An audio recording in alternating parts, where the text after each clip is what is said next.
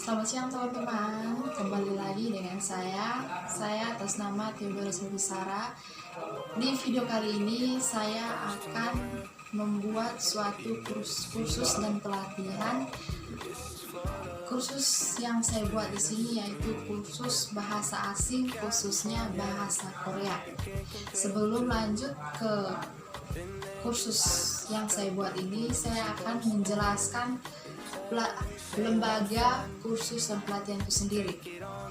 Lembaga kursus dan pelatihan adalah suatu pendidikan non formal yang berfungsi menyelenggarakan kursus atau pelatihan bagi masyarakat yang memerlukan bekal pengetahuan, keterampilan, kecakapan hidup, dan sikap untuk mengembangkan diri, mengembangkan profesi, bekerja, usaha mandiri, dan melanjutkan pendidikan pada jenjang yang lebih tinggi.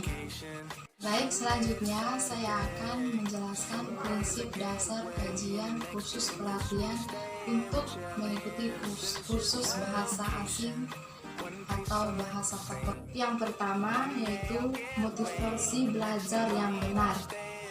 Mengapa kamu memutuskan belajar bahasa asing? Yang harus kamu find ke dalam benakmu yaitu mengapa kamu harus memutuskan untuk mengikuti kursus bahasa Korea itu. Itu adalah mungkin kata-kata yang sepele, tapi itu bisa memotivasi kita. Motivasi ini ada 4 karakteristik dalam produknya, yaitu yang pertama ideologis, praktikal, integratif, dan instrumental. Yang pertama, prinsip kedua yaitu rencana kesiapan yang terukur. Mempelajari bahasa asing tidak sembarangan, itu bahasa Korea. Perlu ada perencanaan yang matang dalam belajar bahasa asing agar usaha energi kamu bisa lakukan dengan tepat. Pertama, coba tentukan target dulu. Mau belajar bahasa apa? Kalau yang ini pasti kamu sudah tahu bahwa kamu mengikuti bahasa Korea pasti ada motivasi, ada hal-hal yang kamu bisa inspirasi. Terus berikut prinsip proses belajar yang tepat. Berikut prinsip maintenance atau pemeliharaan. Penguasaan bahasa itu harus dipelihara secara rutin, tidak boleh dibiarkan berkarat atau di otak kita. Supaya memelihara kemampuan berbahasa, yaitu kita setelah mengikuti kursus kita harus bisa memelihara bahasa itu dengan baik. Maksudnya kita harus bisa memaparkan di mana, maksudnya latihan di lingkungan sekitar atau latihan dengan orang-orang asing di luar, seperti orang Korea, kita bisa melatih dengan mereka omong dalam bahasa Korea. Mungkin itu prinsip-prinsip yang perlu kita lakukan untuk mengikuti kursus bahasa Korea. Terima kasih. Oke teman-teman, selanjutnya saya akan memberitahukan pentingnya mengikuti kursus bahasa Korea ini. Yang pertama, bikin kamu tambah cerdas. Menguasai lebih dari satu bahasa ternyata mampu menguatkan otak dan membantu perkembangan otakmu loh. Membuatmu bertambah pintar. Nah, yang berikutnya bisa dapat duit tambahan. Ya, maksudnya di sini kalau kamu bisa mengikuti kursus ini, kamu bisa menjadi guide, menjadi tour guide, bisa membantu orang-orang dari wisatawan dari luar negeri, khususnya dari orang Korea. Kamu bisa menjadi tour guide dan pasti nanti akan bisa menambah uang jajan kamu. Terus yang berikutnya bisa meningkatkan daya konsentrasimu. Oke, yang ketiga, penting yang ketiga dalam mengikuti kursus bahasa Korea ini yaitu meningkatkan daya konsentrasimu. Terus yang keempat, memperkaya pengetahuan, yaitu menguasai bahasa Korea atau bahasa asing tentu akan memperkaya pengetahuanmu, terutama pengetahuan yang terkandung di dalam buku bahasa asing dan tidak diterjemahkan ke dalam bahasa Indonesia, dengan mempermudah untuk mengerti dan memperkaya pengetahuan. Itu penting dari kursusnya. Terus yang berikut, memudahkan saat traveling. Ya, jadi kamu saat traveling, kalau kamu mau traveling ke luar negeri yaitu ke Korea, kamu sudah bisa menggunakan bahasa Korea. Kamu sudah bisa. Terus yang berikut, mempermudah saat kamu ingin berdaftar beasiswa ke luar negeri, yaitu supaya kamu mau kuliah di luar negeri, kamu sudah bisa menggunakan bahasa Korea karena kamu sebelumnya sudah mengikuti kursus bahasa Korea. Terus yang berikutnya, membantu masyarakat secara keseluruhan dalam era globalisasi. Terus yang berikut, saya akan menjelaskan beragam bahan dan media yang digunakan dalam mengikuti kursus bahasa Korea ini ya teman-teman. Yang pertama, alat untuk menjelaskan materi pembelajaran pada saat pembelajaran menyampaikan materi kursus bahasa Korea ini. Yang paling penting yang pertama yaitu LCD, terus ada laptop, ada whiteboard. Nah, yang berikut, alat untuk menimbulkan persoalan yang akan dikaji lebih lanjut dikerjakan oleh peserta didik dalam proses belajar mengajar, yaitu alat tambahan atau bahan pembelajaran tambahan yang bisa digunakan untuk membantu peserta dalam mengikuti kursus ini. Mereka bisa menggunakan kamus, buku-buku bahasa Korea yang lain, atau vocabulary.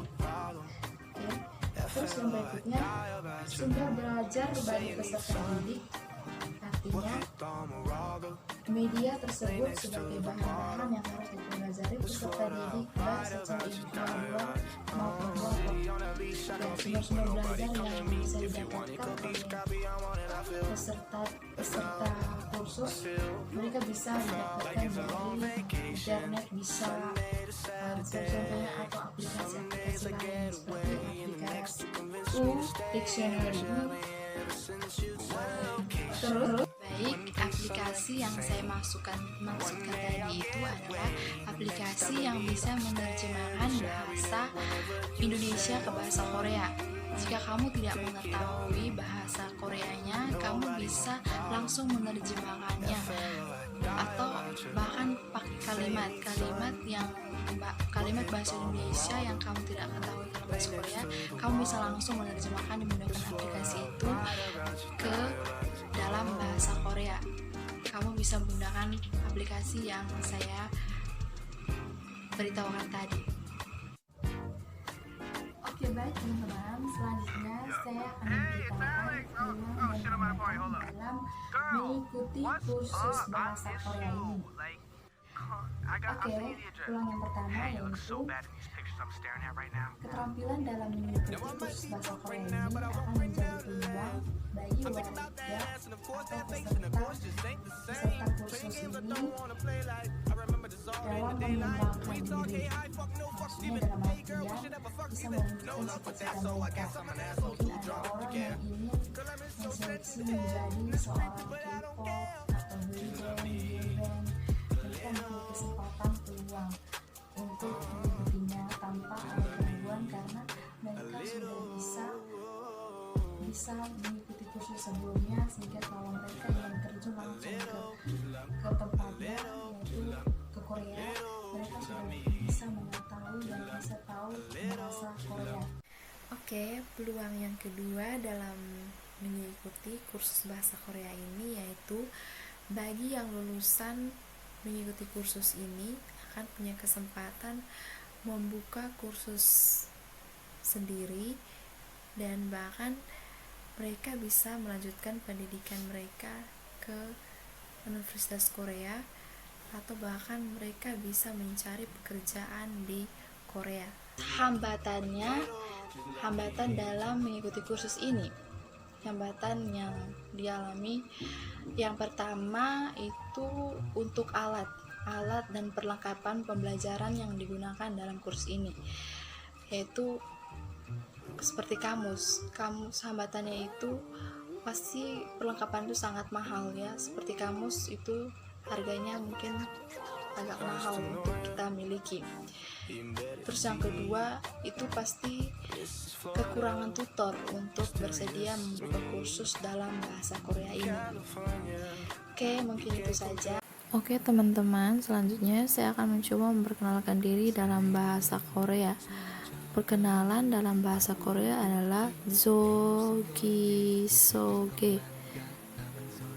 Oke, yang pertama yaitu ucapan salam dalam bahasa Korea, yaitu Annyeonghaseyo. Itu adalah ucapan salam. Dan yang kedua yaitu memperkenalkan diri atau nama kita. Jonyeon Rara입니다. Jonyeon di sini yaitu saya, sedangkan Mida adalah, dan Rara itu nama. Terus yang ketiga, memberitahukan asal kota.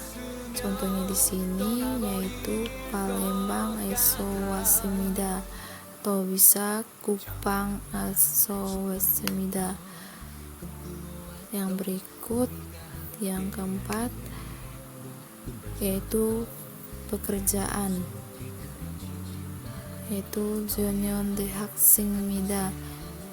Ini adalah saya adalah mahasiswa.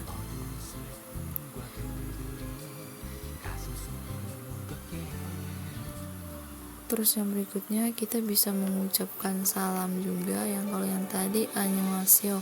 Kalau bisa juga secara formal yaitu annyeonghasimnika.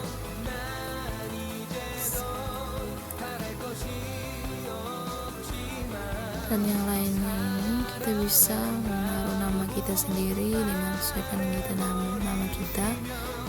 Seperti contohnya Annyeong Novi Mida. Terus yang ketiga juga bisa kita gantikan asal kotanya seperti yang tadi juga. Oke, yang keempat juga itu pekerjaan. Kita bisa menyesuaikannya pekerjaannya apa. Dan saya juga minta maaf teman-teman, mungkin saya salah dalam pengucapan bahasa Korea ini. Maklum, saya juga baru belajar dan sebenarnya pengen belajar, tapi ini masih berusaha. Oke, ini adalah kosakata sedikit yang saya berikan. Oke teman-teman, mungkin itu cara perkenalan singkat yang bisa saya berikan dalam bahasa Korea. Mohon maaf kalau ada yang salah. Gomawo, bye bye.